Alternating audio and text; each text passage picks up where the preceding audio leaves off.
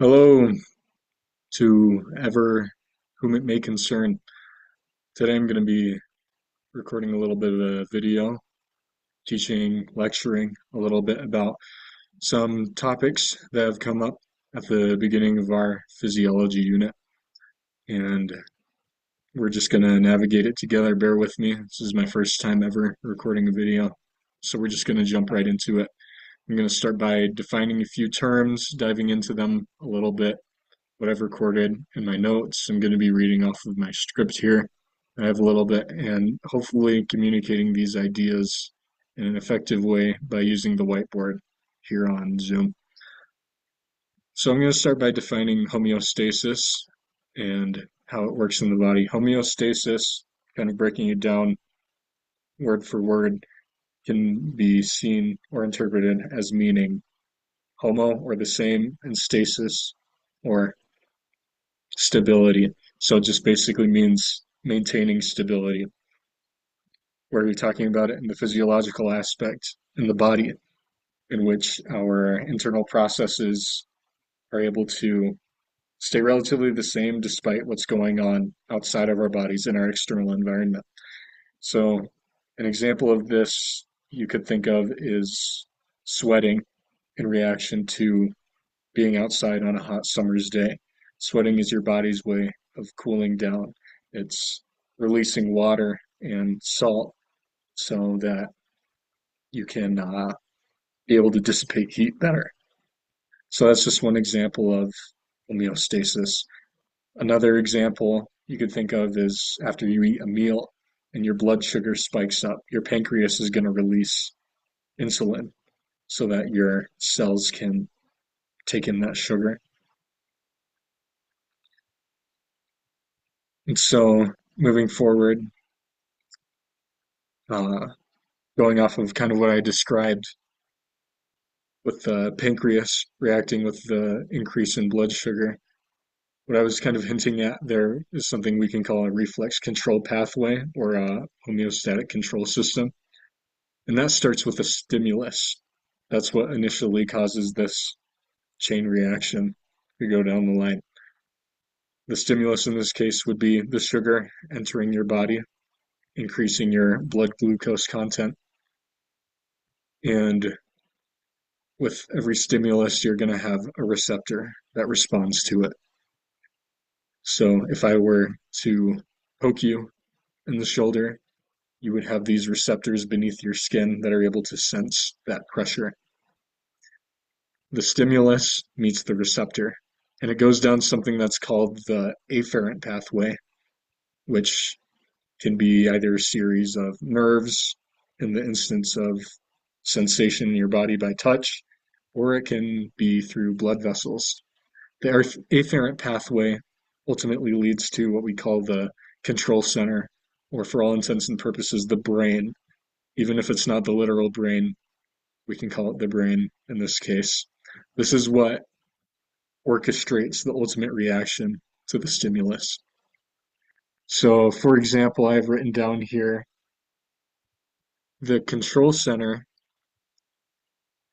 is what houses something that we call the set point. And let me get out the whiteboard here so that I'll be able to illustrate this a little bit better.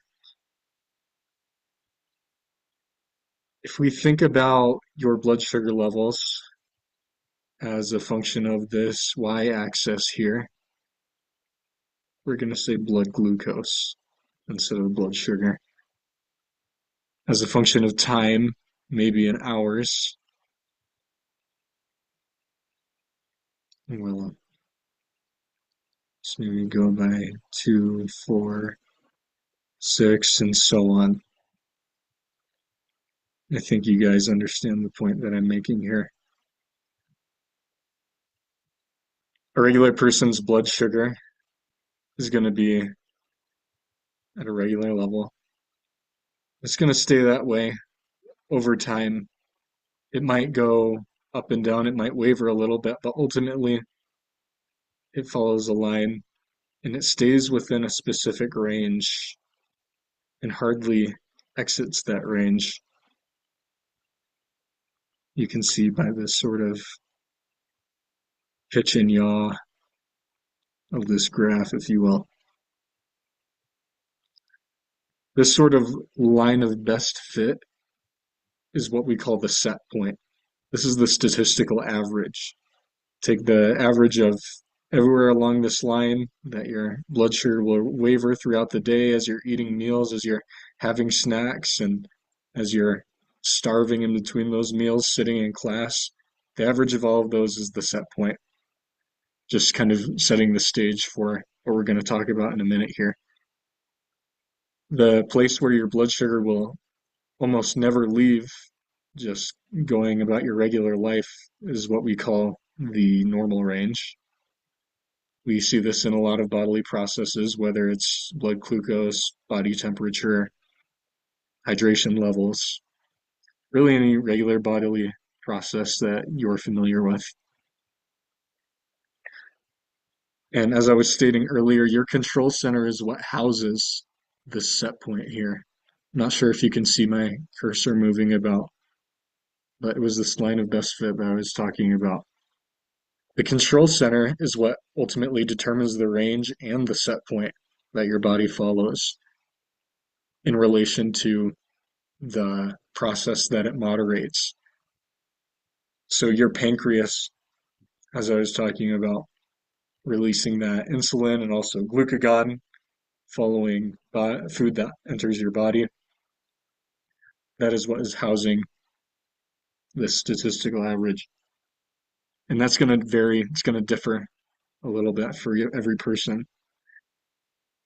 And the way that your control center reacts to the stimulus, in this case of the sugar entering your body, is that it works through effectors. But before it can do that, it needs to send a signal of its own after receiving one, going through the efferent pathway, which actually works in a similar mechanism to the afferent pathway that feeds into the control center via blood vessels or nerves, sympathetic, parasympathetic pathways that you may have learned about.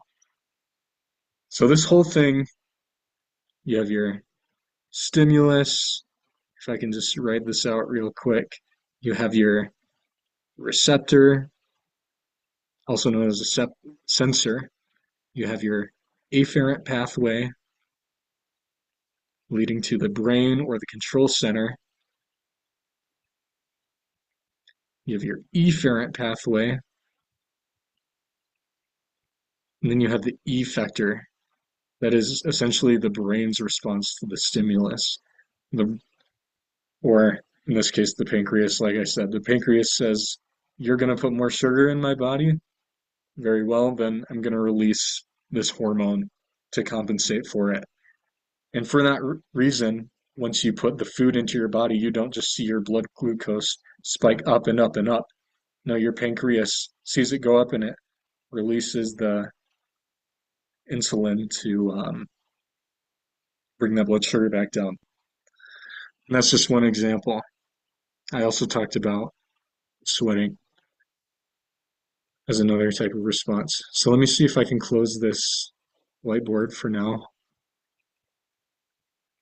Let's see if this works. Hopefully it doesn't do anything weird. Okay, good. So we talked about the reflex control pathway, also known as the homeostatic control system. I'm gonna see if I can actually pull that right back up now that I'm looking at my notes. I'm gonna explain a little bit about what feedback loops are, negative and positive ones specifically. I'm gonna start a new whiteboard. Just gonna real quickly sketch back out. This whiteboard is way better. Here is our line of best fit. Here's what our body temperature should look like regularly. To switch to a different example and better illustrate it. Here's our time in hours.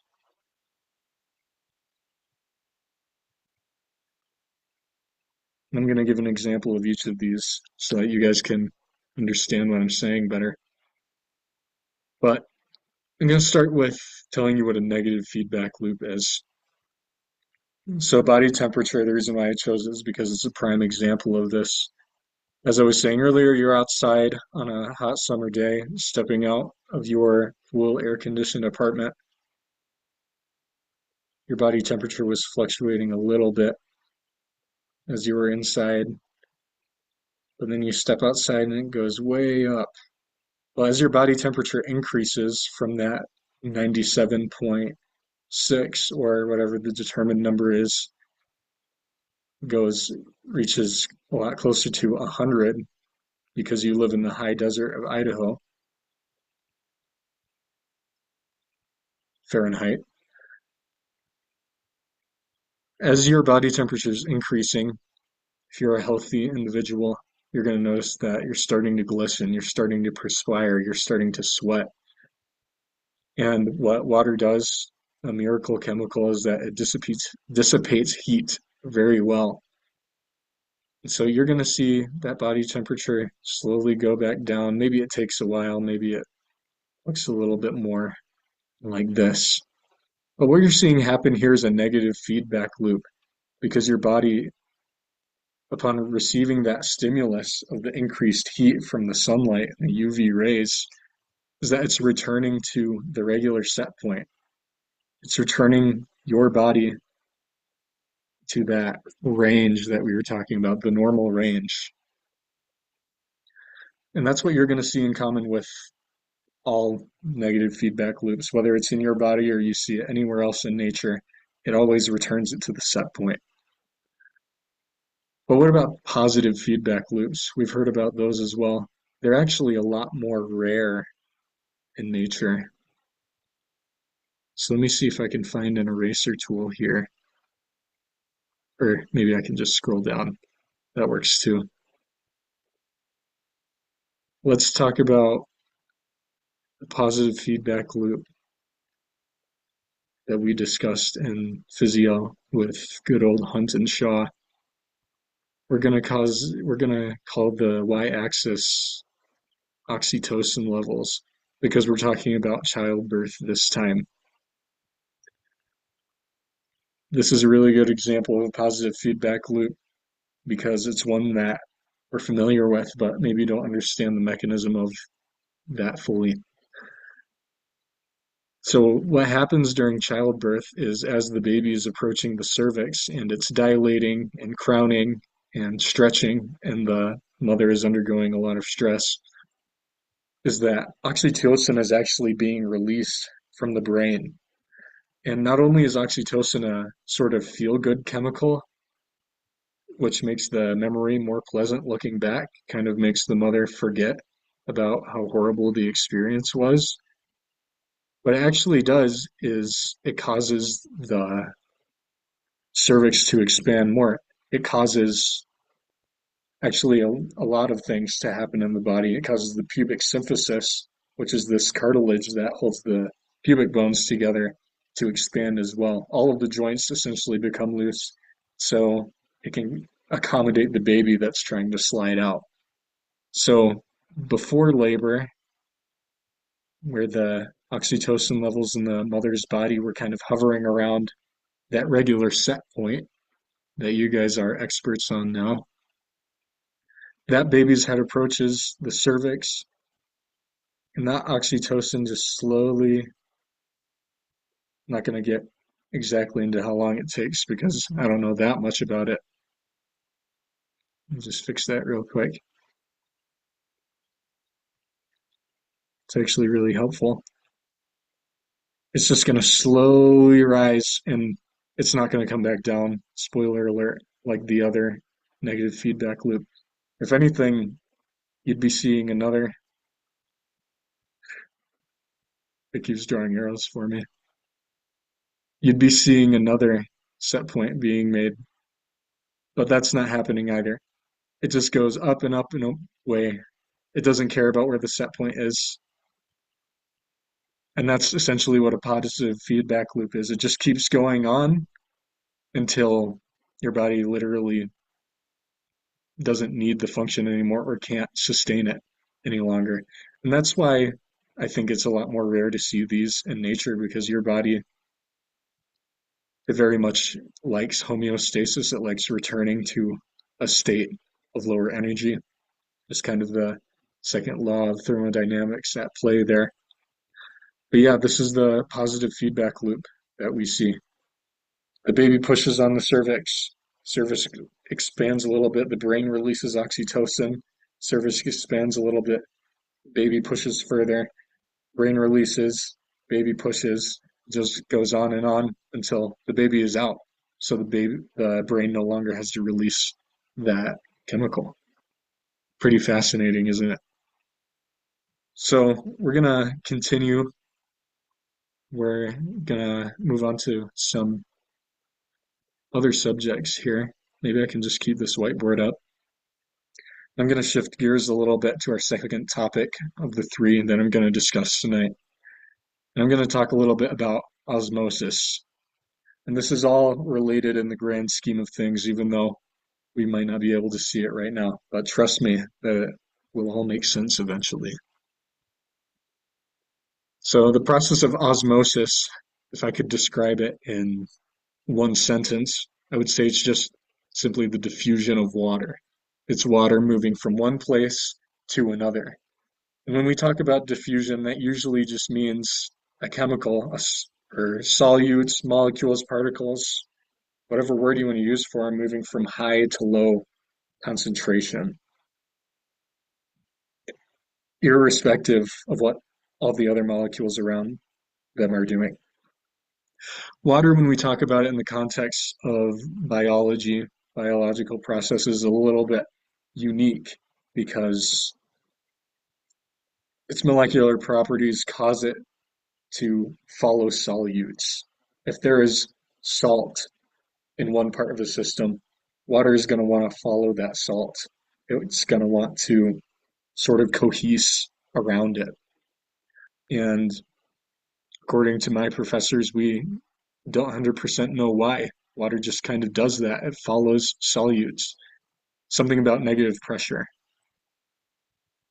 And the, oh, there's a name for it.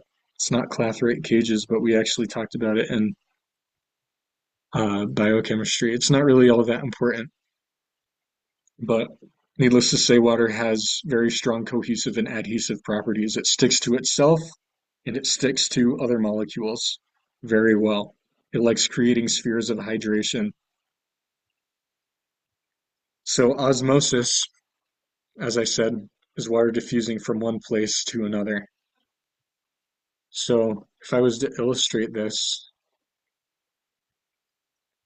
if I have your cell that naturally has molecules inside of it, has sodium, has calcium in some pockets, it has some potassium at any given moment, it has solute inside of it. If I were to drop one of your cells, harmlessly extract a cell from your body, and I just drop it in this little beaker of water, well, if this is pure distilled water, it's going to want to permeate that cell. It's going to want to follow the solute. And the crazy thing is, water will just keep entering that cell until it essentially can't hold any more water and then it will burst. And the reason that difference in water from outside and inside the cell causes a change is because of osmolarity. Osmolarity we can think of is basically just concentration. It's different from molarity because molarity is moles per liter, as you might have learned from general chemistry. And osmolarity is more concerned with the amount of solute that is capable of affecting osmotic pressure. Osmotic pressure is the pressure required to stop osmosis from occurring.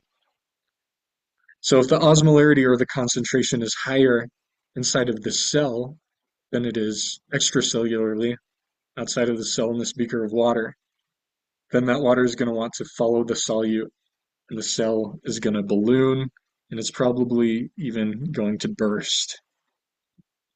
It's going to pop.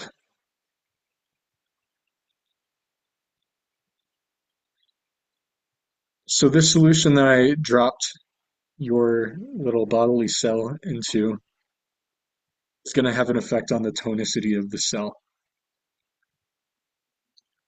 If I were to take another cell from you harmlessly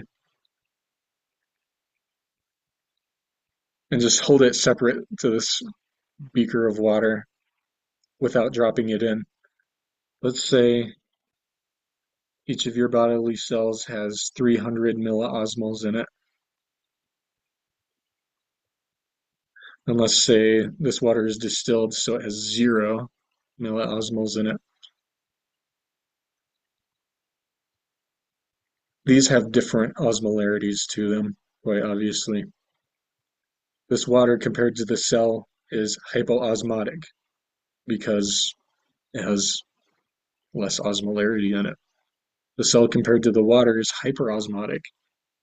What if we had a solution, though, that also had some of its own solute in it, huh?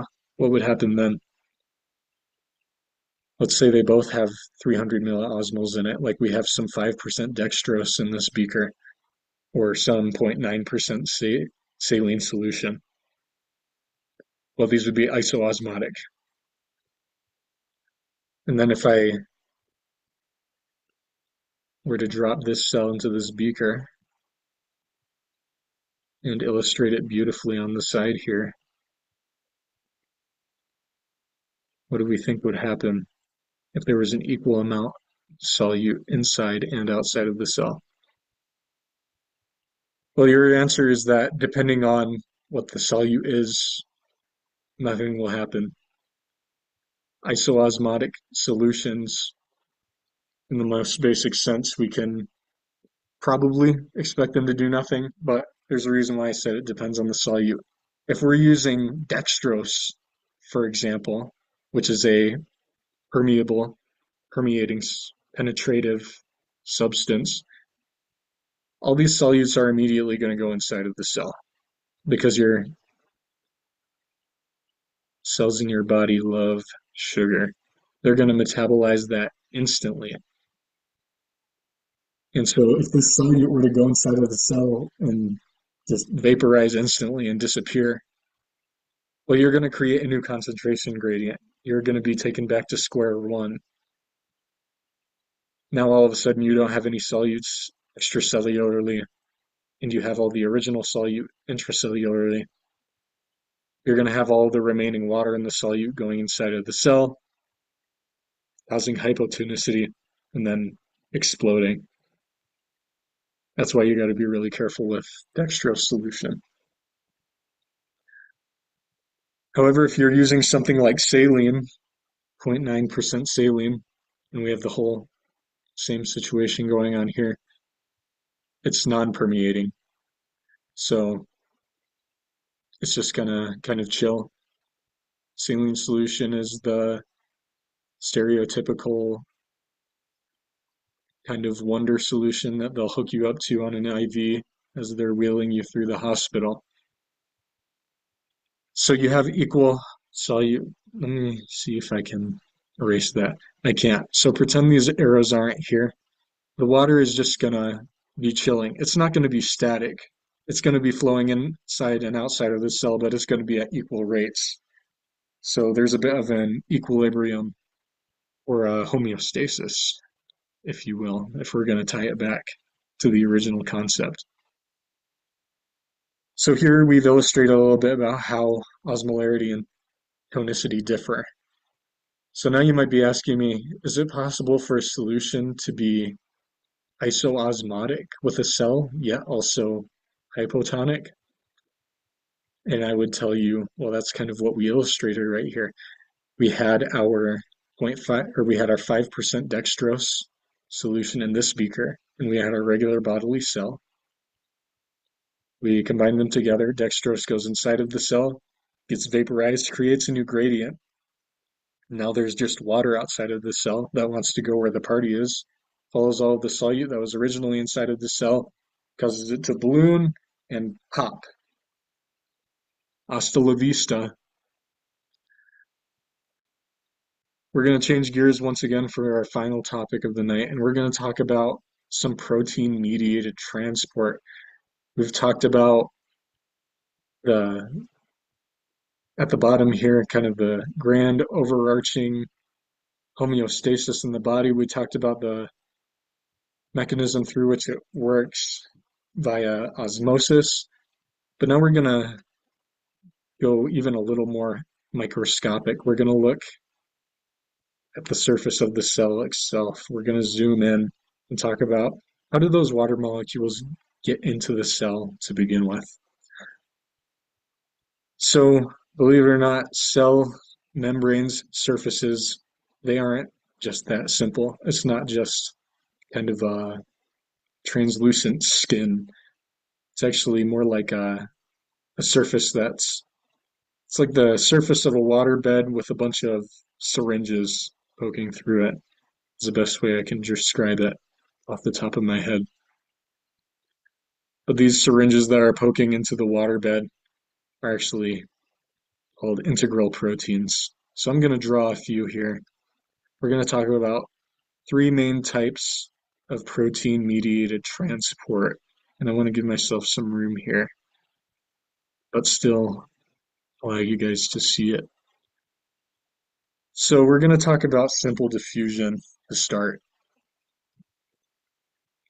Simple diffusion doesn't require anything except for the molecule and the channel itself.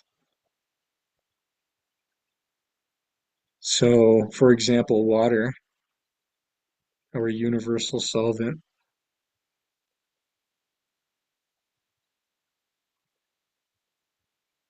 has special proteins that accommodate perfectly for the size of the molecule, only allowing this specific molecule to enter into the cell. Here's our aquaporin here, or pore for aqua. And the way that it's designed, the way that our bodies evolved or were created to take in water, we just have these special channels that are just big enough, not too big, not too small. They accommodate for the polarity of the molecule of water to come through, and it just comes in and out as it pleases, performs osmosis. There's no energy required, there's no funny business whatsoever. And unfortunately, that is our simplest type of integral protein. So we're going to move on to the second type of mediated transport. We're going to talk about carrier-mediated diffusion. So let me look at the picture that I drew for this one here.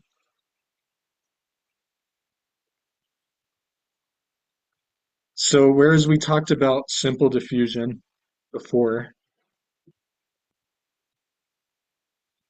or just actually osmosis, simple diffusion would be more along the lines of oxygen, so O2, our diatomic molecule, and CO2, so that we're able to breathe. I believe these ones can just pass straight through the membrane itself because they're gaseous, so they can come in and out as they please. Because oxygen is something that we need very rapidly. It's the reason why you're alive right now. It's because you're breathing. Oxygen doesn't need to wait its turn to pass through a protein. It has the premium pass. It's on the fast pass. Same deal with carbon dioxide so that you can exhale. So simple diffusion, if I can just illustrate this a little bit more before moving on. As a function of concentration, just going to write C for that, the rate increases in tandem with it. As the concentration of oxygen in the bloodstream increases, the rate at which the oxygen enters each cell increases. There's no cap on it. Your cell can fit a lot of gas inside of it. Gas can be compressed to fit the volume of your cell. That's simple diffusion. If we're talking about facilitated diffusion, I promise we're getting towards the end of the discussion here. The rate and the concentration work a little bit differently. Facilitated diffusion kind of has a cap on it. The concentration will increase. Oh, the concentration will increase to a certain amount, and then the rate will just level out. The rate can only reach so much. If this is protein number 3, and we only have, it's just an arbitrary assigned number. If we only have so many protein number 3 on the side of the cell, it would make sense that the molecules that this protein accommodates can only be taken in so much once at a time. It's been described as a revolving door. Really, only 1 or 2 people can be taken in at a time. So if you have a massive concentration of this ion or molecule trying to enter the cell, most likely an ion, it's they're going to be saturated at some point, to put it simply. You can't just force 100 through one protein at once. It doesn't work that way. You wouldn't be able to fit a lot of those proteins on the membrane. So this is our facilitated diffusion. And this can take on a few different forms. It can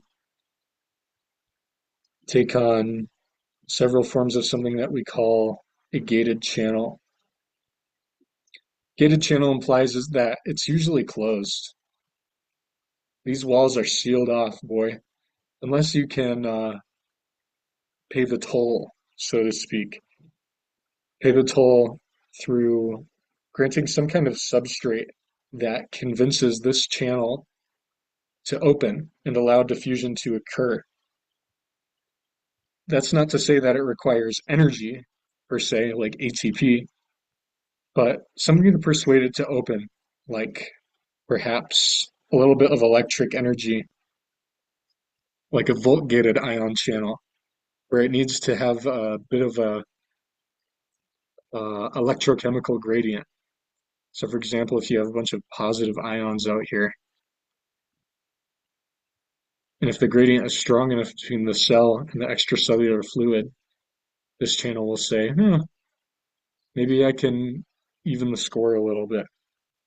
There's also ligand-gated ion channels, which is kind of like that final puzzle piece that you need to complete the puzzle, or also just simple mechanically gated ion channels, like the sensation of touch.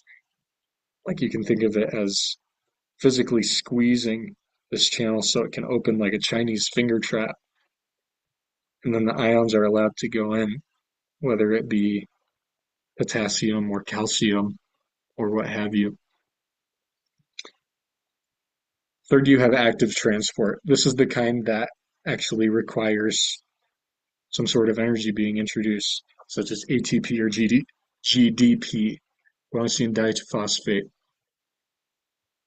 The most famous example of active transport is going to be a form of what we call primary transport, and it's the sodium potassium ATPase pump.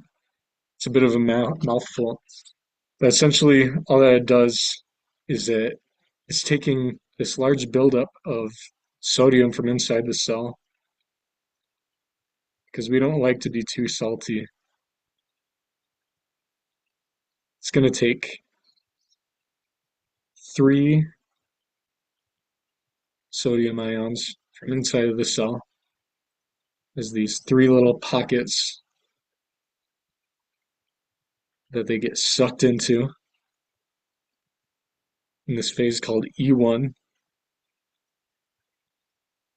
and it's going to swap them out with 2 ions of potassium from outside of the cell.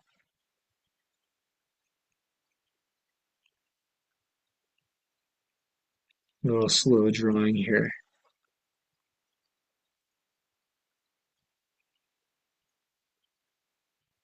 But making this trade don't come easy. You got to make a sacrifice. It requires a little bit of that sweet ATP to power the whole fiesta. So this ATPase pump, powered by ATP and aptly named, is going to continue this cycle. This is our primary transport, primary active transport. Secondary transport, conversely, relies on ATP indirectly to create an artificial gradient by the primary transport that we have illustrated here, so that the ion in question, perhaps calcium in this case, can be moved against its own gradient in tandem with another ion going down its own gradient. So when we talk about being paired in tandem with another ion, we can just use a fictional example of this. Let's say lithium. You got lithium in your cell. That's a bad thing. Your cell wants to make this trade. I got to get this lithium out and I got to get this calcium in. Let's say this sodium potassium pump was actually uh, taking out calcium instead of sodium in this fictional world that we've created. Ca plus plus. Your body wants the Ca plus plus, but it'd be moving against the gradient to come in, right? Because you have this buildup inside of your cell. So the lithium being pushed out and this other ion being pushed in is an example of what we call an antiport, going in anti-parallel directions. If they were going the same direction, if your body was pumping out calcium and lithium and the gradient was going against what we see going on here, that would be symport, secondary active transport. So you see that even though this specific protein isn't powered by ATP, it's relying on the pump over here to create a gradient, which does rely on ATP. So that's the main that's the main difference of the two. So just to kind of tie up any loose ends here, I'm gonna clarify some terms that I might not have mentioned specifically, but they're called competition and saturation. I think I already went over that one. But competition, when we were talking about ligand gated ion channels here, this facilitated diffusion that did not require energy, it wasn't an active transport, it was a type of passive transport. That puzzle piece that I was talking about, like here's our receptor and here's our ligand connecting to it here. Let's say that there's another random molecule named Bernie, and our ligand is named Sue. Sue can't stay bound to this receptor forever as a substrate. It's got to leave at some point after like 20 picoseconds or something. Well, as soon as Sue leaves, let's say that a Bernie molecule fits just well enough, is able to seal this handshake with the receptor. Well, that's going to prevent another Sue molecule from closing that gap. And that's going to prevent this gate from opening because Bert can shake hands with this receptor, but it's not going to open the channel necessarily. And so here you just essentially have the whole protein wasting its time like Bert, get out of here. I want Sue to come back. She's a lot cooler. So that's just an example of what we call competition. You have these ligands competing with other molecules that are similar enough, but uh, not good enough for the protein.